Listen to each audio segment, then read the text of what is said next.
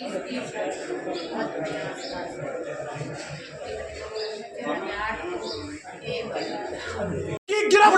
दो शीलकर मुर्दाबाद शीलकर मुर्दाबाद शीलकर मुर्दाबाद गिरफ्तारी शीलकर की दो। सर आप कहाँ जा रहे हैं?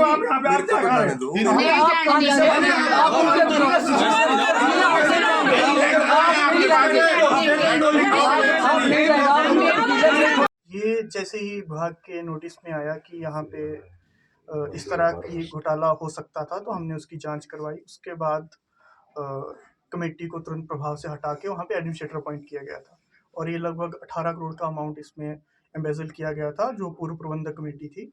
और जैसे ही उसको हटाया गया, उसके बाद उनके खिलाफ जांच करवाई गई, जिसमें पाया गया कि डिफरेंट लोनीज को लिमिट के जो लिमिट रहती है कोऑपरेटिव एक्ट में लोन देने की, उससे ज़्यादा अमाउंट्स के लोन दिए गए हैं और बार बार डिफ़ॉल्ट होने के बाद भी उनको लोन दिया गया। तो इसके बाद जितने भी लोनीज थे उनके अगेंस्ट हमने आर्बिट्रेशन की एक प्रक्रिया होती है, जिसमें उनके अमाउंट्स को फाइनल किया जाता है कि उनका कितनी देनदारी है सोसाइटी के अगेंस्ट। वो आर्बिट्रेशन की प्रक्रिया कंप्लीट हो चुकी है और अभी लगभग 1 महीना पहले हमने एग्जीक्यूशन की जो जितने अमाउंट्स देनदारी है उसको रिकवर करने की प्रोसेस स्टार्ट कर दी है। तो इसमें अभी तक इनको 2 समन दिए जा चुके थे, रिट ऑफ डिमांड जिसके थ्रू हम रिकवरी की नोटिस भेजते हैं, और आज 3rd समन था। तो इस तरह से अभी की प्रक्रिया चली जा रही है और इसमें इनकी मूवेबल और इमूवेबल प्रॉपर्टी को अटैच करवाने के लिए भी हमने लेटर्स लिख दिए हैं संबंधित विभागों को। और जो पूर्व प्रबंधक कमेटी है उसके जो मेंबर्स थे उनकी चल और अचल संपत्ति को भी हमने अटैच करवा लिया। प्रीत जी, बार बार जो है इनको गिरफ्तारी की मांग उठाई जा रही है, कितनी इसमें पॉसिबिलिटीज़ है कि कानून के क्या इसमें जो पहलू इस बीच में आ रहे हैं? ये जो गिरफ्तारी की मांग है, इसमें लैंड रेवेन्यू एक्ट के तहत जो कलेक्टर होता है वो 1 मंथ के लिए जेल भेज सकता है डिफ़ॉल्ट जो लोन की या फिर रिकवरी में वापस नहीं कर रहा है पैसा। तो ये एक बहुत ही स्ट्रिक्ट मेजर होता है जब हमारे पास और तरीके पैसा लेने के ख़त्म हो जाते हैं, जैसे मूवेबल प्रॉपर्टी की सेल करके, तब इसको यूज़ किया जाता है। परंतु इसको किया जा सकता है यूज़ अगर सब प्रयास करने के बावजूद भी रिकवरी ना हो पाए। जैसे इनका आरोप है कि जो सोसाइटी रन कर रहे थे उन्होंने अपने और अपने परिवार को ही लोन बांटा है, तो इस तरह का क्या मामला पूरा? जी, इसमें जो हमारे कोऑपरेटिव एक्ट में रहता है कि जो प्रबंधक कमेटी होती है वो अपने परिवार के सदस्यों को बहुत ही लिमिट में लोनिंग कर सकती है, परंतु बहुत ज़्यादा नहीं कर सकती। तो इन्होंने लगभग 14 करोड़ की लोनिंग अपने ही मतलब परिवार में करी हुई है। तो इस वजह से ही पूर्व प्रबंधक कमेटी को हटाया गया था विभाग के नॉलेज में आते ही। गिरीश जी, इसमें जो विभागीय कर्मचारी हैं, क्या वो हर साल ऑडिट नहीं करते थे उस सोसाइटी का? उसके खिलाफ क्या कार्रवाई की आपने? जो ये सुभाथू NATC है, अर्बन NATC, इसका ऑडिट मयंक सेठी CA द्वारा किया जाता था। जो जनरल हाउस होता है सोसाइटी का, जिसमें आप लोग सब प्रेजेंट रहते हैं, वो डिसाइड करता है कि ऑडिट सोसाइटी का किसके द्वारा किया जाएगा। तो उसी जनरल हाउस में पिछले 3 बार इसे डिसाइड किया गया था कि मयंक सेठी CA इसमें ऑडिट करेंगे।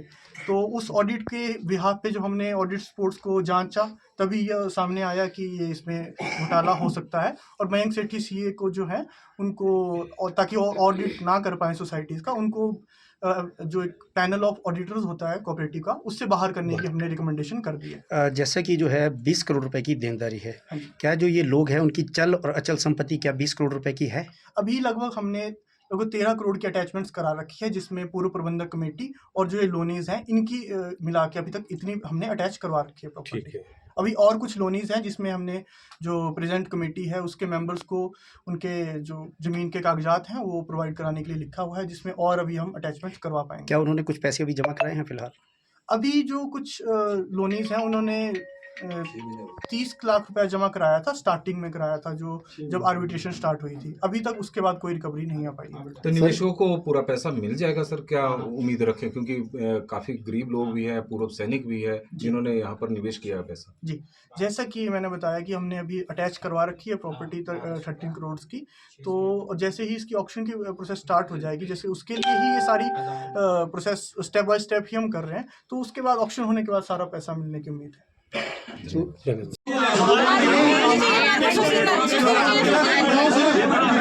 जवाब दिया जाए कितनी देर हमारा पैसा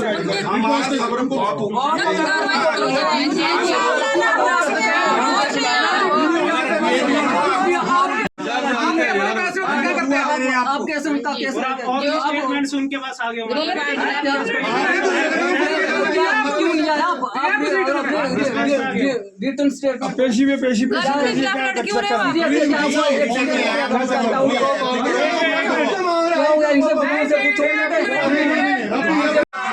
हम देंगे। हमारी गिरफ्तारी करो, या तो हमारी गिरफ्तारी करो या हम लोग गिरफ्तारी करो। हम बोले हम तैयार हैं गिरफ्तारी के लिए। हम तैयार हैं गिरफ्तारी के लिए।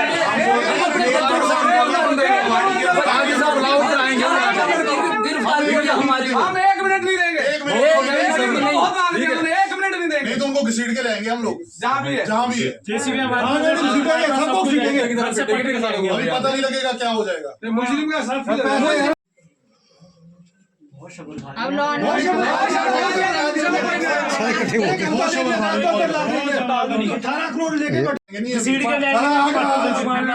तब मांग रहा है पैसे। होश में आओ, होश में आओ, होश में आओ। उनको छुपा के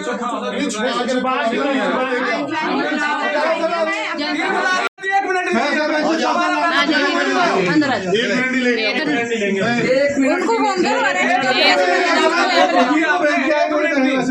या तो खुद आए नहीं हुए, खुद क्यों नहीं आता? तो वो बोलते हैं कि नए सोसाइटी वाले बैठे हैं वो देंगे, वो क्यों देंगे? पैसे तो वही देंगे ना जिन्होंने खाए, उनको ही देने पड़ेंगे। सोसाइटी नहीं देगा हमारे पैसे तो। अब उनकी सोसाइटी, उनकी तुम वो क्या बोलते हैं संपत्ति जब्त कर लो या कुछ भी करो, नीलामी करो, हमें पैसे चाहिए। 200 रुपये करके कैसे भी 100 रुपये कर 50 रुपये करके बचाए हुए हम लोगों ने। इसमें बुजुर्ग लोग भी है इतने जिनको लाइनों में लगना पड़ता है। हमारा पैसा हम चोर थोड़ी ना है। अभी अपने पैसा लेने के लिए भी इनके आगे भीख मांगते रहो, भिखारी नहीं हम। मेरा नाम नीलम ठाकुर है। मेरा खाता भी अर्बन कोऑपरेटिव बैंक सोसाइटी में और सेविंग भी थी और आरडी भी थी। सेविंग के लिए वो सेविंग देने के लिए हमारे को 5-5 हज़ार रुपये 10-10 हज़ार रुपये करके कितनी बार चक्कर लगाने पड़े। 10-10 हज़ार रुपये। सुबह 4 बजे लाइन में खड़े हो जाओ, 2 दिन के 2-2 बजे तक खड़े रहते थे। अब मैं संजीव गुप्ता, नवनियुक्त निर्वाचित chairman D Subathu urban NATCS व हमारी पूरी निर्वाचित टीम और ये भी जितने लोग हैं हमारे निवेशक यहाँ पर इसलिए आए हैं कि इस सोसाइटी का पैसा पूरा का पूरा 18 करोड़ रुपए पूर्व चेयरमैन द्वारा अपने पुत्र जो कि मनन गर्ग, उनको 8 करोड़ रुपए, अपने भतीजे भूमेश गर्ग उनको 4 करोड़ रुपए, उनकी पत्नी को 1 करोड़ रुपए, उनके मित्र आनंद अग्रवाल उनको 2 करोड़ रुपए, उनके अन्य मित्र व पार्टनर बलदेव शर्मा को 2 करोड़ रुपए व अन्यों को 2 करोड़ रुपए, पूरा का पूरा सोसाइटी का 99.5% पैसा वो बांट चुके हैं। आज की डेट में हमारे पास इतने पैसे भी नहीं है कि हम सोसाइटी को पूरी तरह चला सके, मतलब वर्कर्स की हमारे पास पे नहीं है। और आज हम ARCS ऑफिस सोलन में इसलिए आए हैं कि हमने 7 तारीख को एग्जीक्यूशन की इनकी डेट लगाई थी, तो आज हमारे को 3 डेटें मिल चुकी है। उसके बाद हमारी हुई 27 फरवरी, फिर 13 मार्च, फिर 27 मार्च। हम तो ये बोल रहे हैं इस टाइम कि या तो हमारी गिरफ्तारी ले लो या इनकी गिरफ्तारी दे दो या इनकी प्रॉपर्टी सीज करो, सब कुछ करो, क्योंकि ये निवेशक जो भी हैं, जो एक सैनिक 50 साल अपनी छाती में गोली खाता है, उनके पैसे इस सोसाइटी में हैं। वो -50 डिग्री में खड़ा होकर अपने परिवार के लिए, अपने लिए पैसा कमाता है। और एक कृषक दिन रात धूप में खड़ा रहकर अपने लिए पैसा कमाते हैं। और गृहिणी अपनी ज़रूरतों को मारते हुए 50 रुपये, 100 रुपये, 200 रुपये बचाते हुए इस संस्था में उन्होंने वो पैसा जमा करवाया। तो आज हमारी हालत ऐसी है कि हमारे पास रोटी खाने के लिए भी पैसे नहीं हैं। कितने लोगों के ये पैसे हैं और ये कितनी पुरानी घटना है जो चली, कब से ये क्रम चला हुआ है? ये क्रम चलते हुए तो जी बहुत साल हो गए, मगर जो डिपार्टमेंटली इंक्वायरी हुई वो ही 28 अगस्त से शुरू हुई, अगस्त 2023 से, और 6 महीने हो गए अभी तक। मतलब हमको इन 13 ऋणियों से 1 रुपया भी नहीं आया। और सोसाइटी के पास देनदारी 18 करोड़ रुपए की है जी, उसमें ब्याज 2 करोड़ का है, 20 करोड़ रुपए देनदारी है, और हमारे पास कोई पैसा नहीं है जी। कितने लोगों का पैसा है? 2134 प्लस एक सोसाइटी के और 600, मतलब 2800 लोगों।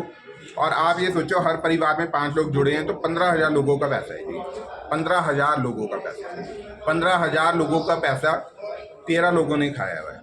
क्या बोल रहे हैं आपको बार बार पंजीकृत सहकारी सभा वाले? ये बोल रहे हैं जी आज गिरफ्तारी है, आज उनकी वो प्रॉपर्टी सीज करेंगे, आज ये करेंगे, मगर आज जिंदगी तक मतलब इनकी तरफ से हमें 1 रुपये का भी पैसा यहाँ से रिकवरी नहीं हुई। ना उनको लॉ एंड ऑर्डर का कोई डर है, वो आराम से घूम रहे हैं, पूरा एंजॉय कर रहे हैं, और हम यहाँ पर लोग, हमें ऐसा लग रहा है कि हम भीख मांग रहे हैं अपने पैसों की। अगर वो पैसा दे भी रहे हैं, ऐसा बोल रहे हैं कि हम 1 रुपया देंगे, तो वो कोई एहसान नहीं कर रहे ये पैसों को देने के। उन्होंने ये चुराया है धन, उनको वापस देना चाहिए, और पूरा पैसा बाइज्जत 2800 लोगों को पूरा पैसा देना चाहिए।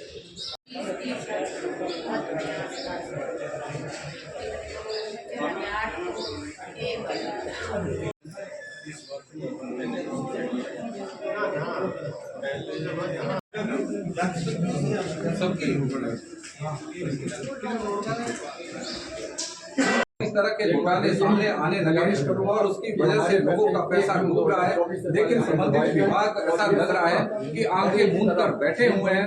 और क्योंकि इस नीतियों में तो सीधा क्लियर होता है कि बीच बीच में अकाउंट मेंटेन करने पड़ते हैं, सीए से उसका अकाउंट को दिखाना पड़ता है। तो इस तरह से घोटाले किस तरह से हो रहे हैं यह समझ में नहीं आ रहा है, समझ से परे। हम समिति के पहले तो चेयरमैन से बात करेंगे।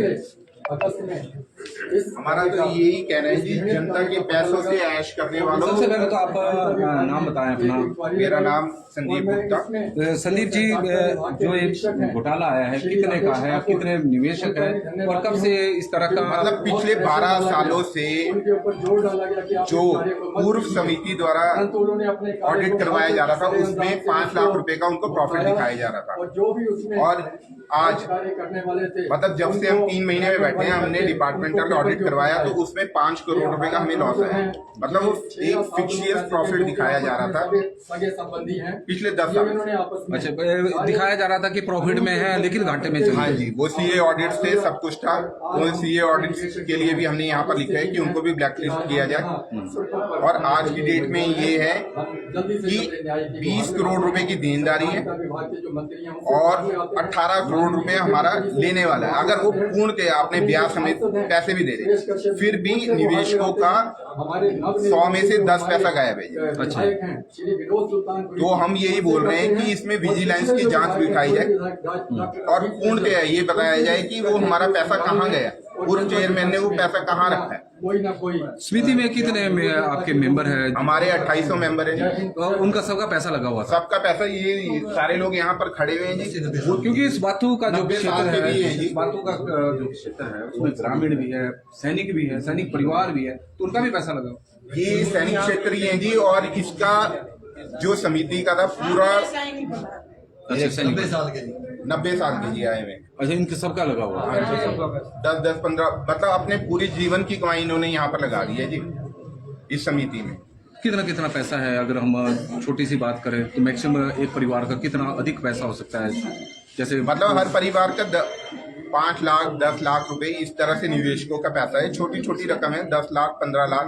अच्छा, क्योंकि उन्होंने पूरा का पूरा अपनी जीवन भर की कमाई यहाँ पर लगा रखी है जी। आज आप यहाँ पर सहायक पंजीयक कार्यालय में आए हुए हैं, तो यहाँ अधिकारियों से आपकी बातचीत हुई होगी, तो क्या उसमें नतीजा निकला है? हम कि तो क्या यहाँ यही निष्कर्ष निकालने के लिए आए हैं जी कि या तो वो जिन्होंने जो दोषी ऋणी है या तो उनकी गिरफ्तारियां करें या हमारा पैसा वापस दिलाएं, क्योंकि हमारे पास तो ना रोटी खाने के पैसे हैं। हम तो यहीं तंबू गाड़ कर बैठ जाएंगे। ARCS ऑफिस हमें खाना भी खिलाए जब तक हम यहाँ बैठे हैं। हमें कोई दिक्कत नहीं है जी, अगर ये हमें 3 टाइम की रोटी खिला रहे हैं। क्या समिति की बात करें तो समिति का आपका कार्यालय होगा, उसमें कर्मचारी भी होंगे, तो किस तरह से कर्मचारी भी यहाँ पर आए हुए हैं जी, वो भी बोल रहे हैं कि पूर्व चेयरमैन ने पूरी तरह से चोरी की है। ये आए हैं जी समिति के, अच्छा बैंक समिति के, हाँ बैंक समिति के, ये मैनेजर है, ये बोलेंगे जी। तो जनाब आप तो समिति के बैंक के कर्मचारी भी रहे हैं, तो इतना बड़ा घपला आ गया, तो कैसे ये इतना बड़ा घपला वहाँ पर सामने आया है? जी, मार्च 1997 में सभा विघटन के कगार पे थी। इस सभा को सभा के पूर्व अध्यक्ष श्री सुशील गर्ग जी द्वारा चलाया।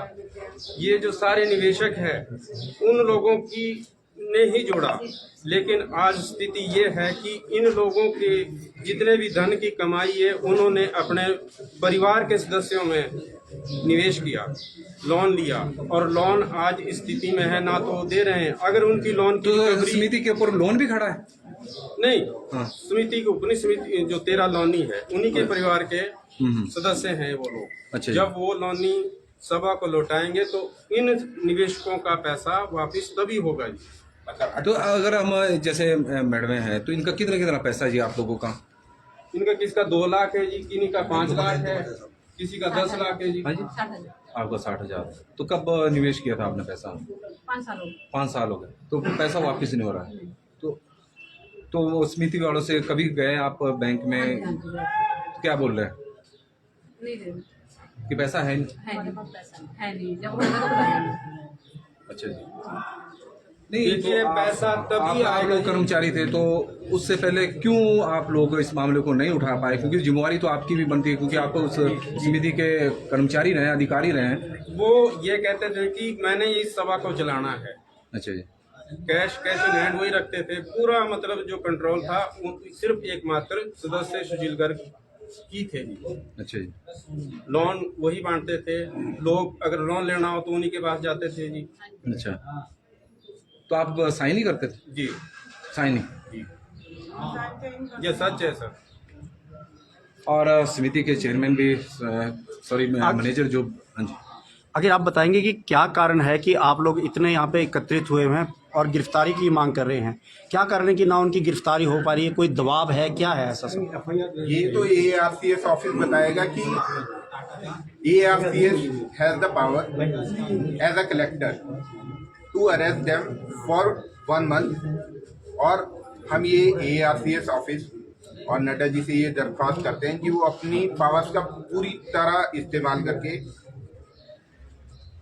एटलीस्ट 1 मंथ के लिए उनकी गिरफ्तारी करें। क्या कोई गिरफ्तारी तो तब होगी जब FIR होगी। FIR नहीं, ARCS के पास पूरी पावर है 1 महीने की गिरफ्तारी देने के लिए, और ये गिरफ्तारी सिर्फ ये नहीं है कि धन की रिकवरी के लिए, ये उनकी सजा है, जो उन्होंने कृत्य किया है उसकी सजा है। हम लोग यहाँ पर खड़े हुए हैं दिन रात, यहाँ पर कम से कम हमें आए हुए 90 दिन हुए हैं इस मैनेजमेंट कमेटी में। हमने 50 दिन यहाँ ARO ऑफिस और RCS ऑफिस शिमला में गुजारे निवेशकों के। अभी तक आप किन किन लोगों से मिल चुके हैं, किन जो है अपनी शिकायत, अपनी फरियाद लेके, और कहाँ गए हैं अभी तक? हमारा केस यहीं चला हुआ है एग्जीक्यूशन का जी, हमें यहीं हो गए 3 महीने। तो 1 महीने की गिरफ्तारी के बाद क्या आप पैसा छोड़ देंगे उनको?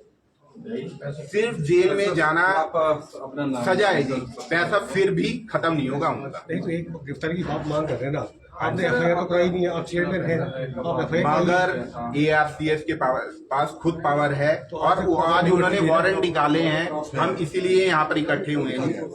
आज उन्होंने वारंट निकाले हैं कि या तो उनको गिरफ्तार करेंगे या उनके प्रॉपर्टीज को सीज करेंगे। हमारी दोनों मांगे पूरी तरह बनाई जाए कि उनको गिरफ्तार भी किया जाए और उनकी प्रॉपर्टीज को सीज भी किया जाए। प्रॉपर्टी 18-19 करोड़ की है क्या उनकी?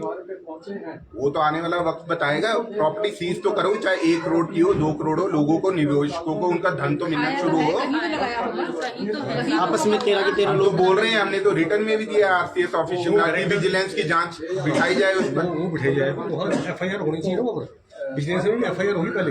विजिलेंस में हमने रिटर्न में 3 दिन पहले WS रिटर्न स्टेटमेंट दी है, जहां पर ये पूरे लोनीज मुकर गए कि ये हमारा लोन ही नहीं है। हमने इनको ये बोला कि अगर आपका लोन नहीं है तो ये पैसा बैंक में होना चाहिए। अगर बैंक में वो पैसा नहीं है तो एम्बेजलमेंट ऑफ फंड है, तो वो चोरी है। अगर हमें पैसा लोन के रूप में दिख रहा है तो लोन ही है वो। अगर बैंक में पैसा नहीं है तो वो तो मिस एप्रोप्रिएट ऑफ फंड्स है, वो तो चोरी है एक तरह से। और वहां से आरसीएस ऑफिस से ही इनकी आरसीएस ऑफिस शिमला से इसको खारिज किया गया और हमने वहां पर भी रिटर्न स्टेटमेंट लिखी है कि इसमें विजिलेंस की जांच बिठाई जाए और आरसीएस ऑफिस शिमला को द्वारा लिखेंगे। और आज जहां हमारा एग्जीक्यूशन का केस लगा हुआ है, हम ये मांग करते हैं कि इनकी गिरफ्तारियां भी, उनकी प्रॉपर्टी भी पूर्णतया आज सीज की है। आपस में 13 लोग रिश्तेदार हैं, क्या रिश्तेदारी है इनके आपस में? 13 रिश्तेदार। सुशील गर्ग पूर्व चेयरमैन, उनके पास 40 लाख रुपए। मनन गर्ग उनका सुपुत्र, उनके पास 7.5 करोड़ रुपए। उनका भतीजा उमेश गर्ग, उसके पास 2 करोड़ 70 लाख रुपए। उनकी धर्म पत्नी उमेश गर्ग की सोनू गर्ग, उनके पास 75 लाख है। उनका एक पार्टनर आनंद अग्रवाल, उसके पास 1 करोड़ 80 लाख रुपए। उनका एक और पार्टनर बलदेव शर्मा, उसके पास 2 करोड़ 70 लाख। ये जो 13 लोग हैं इनके क्या बिजनेस है इस समय आखिर, अगर आप लोगों ने वहाँ देखा होगा? इनके शराब के ठेके और इन्हीं का बिजनेस था जी, बैरियर्स वगैरह का, जिनमें ये बोलते हैं कि हमारा लॉस है। हम ये बोलते हैं कि जनता का पैसा है, कहो आप लॉस कैसे कर सकते हैं? जो लॉस है वो आपका है। जनता, ये कोई लोन नहीं है। आरसीएस ऑफिस से एक लिखित में हमारे पास चीज है कि 8 लाख रुपए से ऊपर आप किसी को लोन नहीं दे सकते, मगर एक ही बंदे को उन्होंने 8 करोड़ रुपए का लोन दे रखा है। जो डायरेक्टर थे उस समय के, क्या वो साइन करते थे आंखें बंद करके? उनका मैनेजर साहब बताएंगे। जो डायरेक्टर थे उस समय वो क्या साइन करते रहे बिना आंखें बंद किए? नहीं, उनके साइन नहीं है, नहीं है तो सभा किस बात की? फिर तो सभा तो क्या तो वही डिसाइड करता था भी हमने इसको देना, इसको लोन आप ये कहते हैं कि जो लोग प्रोसीडिंग्स में डाले हुए ये लोन पास हुए हैं, तो ये लोन ही नहीं है, ये गवर्न ऑफ पब्लिक मनी है। अंकल सबसे जी, अंकल आप बताएंगे कि आपका ये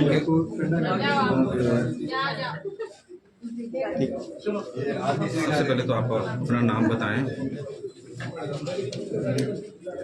एक सूबेदार भीम बहादुर थापा, जो मैं सूबेदार एक सूबेदार भीम बहादुर थापा। अच्छा जी। जो मैं इस फौज में, यानी हिंदुस्तान का गौरव वाला फौज में भर्ती हुआ 1958 में। अच्छा जी। और मेरा रिक्रूटिंग भी हिमाचल में हुआ, सब कुछ हुआ। और उसके बाद में मैं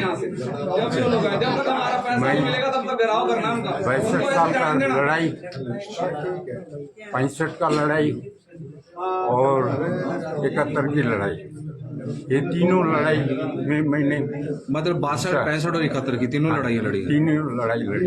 अच्छा जी। और मैंने सूबेदार रैंक में रिटायर हुआ 1986 में। और मैं ये हिंदुस्तान में सर्विस करने का सौभाग्य मिला मेरा, जिससे मैं सूबेदार रैंक तक पहुंचा। और इस 3 लड़ाई में मैंने 2-4 पैसा, पहला तो मैं 39 रुपये में भर्ती हुआ था। अच्छा जी। अभी मेरा 55,000 रुपया मेरा पेंशन है जी, सरकार के कारण। तो 2 पैसा 1 पैसा करके मैंने जमा करके थोड़ा बहुत कमाया था। तो इन्होंने बोला कि मेरे बैंक में सबसे ज़्यादा आपको ब्याज दूंगा। कितना पैसा जमा किया हुआ आपने? मैंने 16 लाख किया था, पहला तो 20 लाख किया था, उसके बाद मेरे जो अभी घपला हुआ उसमें थोड़ा सा निकाला मैंने, तो उसके बाद इन्होंने क्या क्या गड़बड़ किया ये तो पता नहीं। अब कितना लाख का पैसा फंसा हुआ? अभी मेरा लगभग 13 लाख। मूलधन है कि ब्याज के साथ है? नहीं, मूलधन है। मूलधन है, ब्याज अलग होगा। 13 लाख रुपए। 13 लाख। तो बातचीत हुई आपकी इनके साथ कि क्या कब मिलेगा, क्या है, क्या बोले इसमें? ये इनका जब इन्होंने रातों रात किसी को दिया लेकिन हमको नहीं दिया, रातों रात किसी का ब्याज माफ किया, किसी का क्या किया, उसके बाद इन्होंने पैसा दिया। अगर आपका नाम क्या है? भीम बहादुर था। भीम बहादुर। और तस्वीरें आप इस वक्त सहायक देश की 3 लड़ाइयाँ तो देश के लिए 3 लड़ाइयाँ तो मैंने लड़ी है और उसमें अपनी महत्वपूर्ण भूमिका भी निभाई है, लेकिन देश की लड़ाई जीतने में तो मैं सफल रहा, लेकिन अपने पैसों की लड़ाई को लड़ने में इस समय मैं बहुत मुसीबतों का सामना कर रहा हूँ। ऐसा कहना है सेना के जवान सूबेदार के पद से रिटायर हुए और 13 लाख रुपए इनकी जिंदगी भर की जमा पूंजी अभी भी ऐसे लोगों के हाथ में है जो उसे निगल चुके हैं, ऐसा आरोप है इनका। देखना है अपनी मेहनत की कमाई इन्हें कब मिल पाती है। ना देश के लिए इन्होंने अपने प्राणों की बाजी लगाने तक का जो है मादा रखा है, वहीं इस समय ये जिंदगी के ऐसे पड़ाव में है जहाँ पर पैसे की भी सख्त जरूरत होती है। थर्ड आई टूडे के लिए विशाल वर्मा की रिपोर्ट। और एक बात बताओ जी, मेरा मिसेज अभी कैंसर की बीमारी से जूझ रहा है। इनका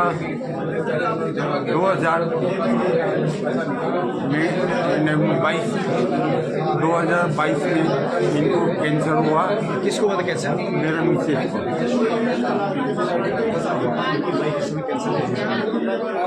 और इसके अलावा अभी थोड़ी जानकारी दे रहे हैं, बड़ी मार्मिक स्टोरी है क्या? मेरा मिसेज का अभी 3rd स्टेट में कैंसर की बीमारी चल रहा है। अच्छा, कैंसर है? हाँ जी। अच्छा। और उसका मेरा पैसा बंद हो गया, इसलिए मैं गुजारा करना भी मुश्किल पड़ रहा है। सिर्फ मेरा पेंशन के ऊपर भरोसा है, बस उसी से काम चल रहा है। लेकिन ये बीमारी अभी 2 साल तक चलेगा बोल रहे हैं इलाज, डॉक्टर साहब इलाज। तो मैं आगे के लिए गवर्नमेंट ये मेरा पैसा निकाल देंगे तो मैं आसानी से। तो उम्र क्या है सर? मेरा 84 है। 84। नाम बताया आपने? भीम सिंह? भीम बहादुर। भीम बहादुर। और भीम बहादुर थापा जी हैं। और बिल्कुल आप देख सकते हैं कि भीम बहादुर थापा जी जो हैं, इनका साफ कहना है कि ना सिर्फ इन्होंने देश के लिए जो है 3 लड़ाइयाँ लड़ी है, वहीं इस समय इनकी जो धर्मपत्नी है वो कैंसर की लड़ाई से भी इस समय जूझ रही है। पैसों की सख्त जरूरत है, मात्र पेंशन ही अब इनका सहारा बनी हुई है। पैसों की सख्त जरूरत इसलिए भी है क्योंकि इनकी धर्मपत्नी इस समय कैंसर की लास्ट स्टेज में है। तो ऐसे में देख सकते हैं कि कितने पैसों की जो एक इन्होंने तिनका करके अपनी जमा पूंजी 13 लाख रुपए इन्होंने एक सोसाइटी में जमा की थी और आज अपने ही पैसों के लिए इन्हें तरसना पड़ रहा है। करोड़ों रुपए लोगों के लग गए और आज सब ये रोड पर आ चुके हैं। 2800 के करीब ये शेयर होल्डर है। आरोप है कि 13 लोग इनके पैसों को निगल चुके हैं। देखना है इस पर आगे क्या कार्रवाई होती है। देखते रहिए थर्ड आई टुडे। व्यक्ति आया था और क्या कहा उन्होंने आश्वासन दिया? जी, जैसा कि आज तीसरा वारंट